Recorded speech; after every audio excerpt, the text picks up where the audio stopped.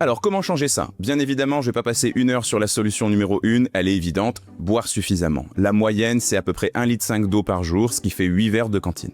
Deuxièmement, comme l'étude scientifique que je vous remets juste ici et dans la description l'a prouvé, il faut que vous mangiez suffisamment de fibres. Les fibres, ce sont des choses qu'on va retrouver particulièrement dans les aliments d'origine végétale, les fruits, les légumes, les féculents complets, les fruits à coque par exemple. Et en fait, certaines de ces fibres qu'on appelle solubles, au contact de l'eau, vont former un gel, une sorte de gel lubrifiant qui va se plaquer sur la paroi de vos intestins et ça va permettre à vos selles d'avancer plus facilement vers la sortie. La troisième astuce, elle est musculaire. Ici, on va chercher à renforcer le tonus musculaire, l'efficacité avec laquelle vos muscles, et donc les muscles de vos intestins, se contractent. Pour ça, on a 2 options.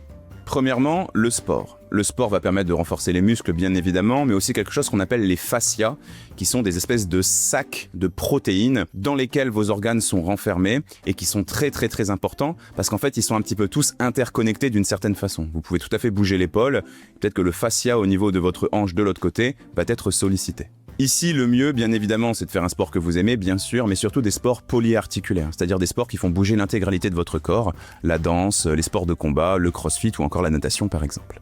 La deuxième solution, c'est pas le sport, mais tout simplement l'activité physique. Et ici, la différence, elle est toute simple, c'est que le but, c'est tout simplement de bouger. Un petit peu de marche, du jardinage, du bricolage, de l'activité sexuelle, jouer avec votre chien, jouer avec vos enfants, bref, vous avez bien compris la logique. Essayez d'éviter de rester trop longtemps les fesses dans le canapé.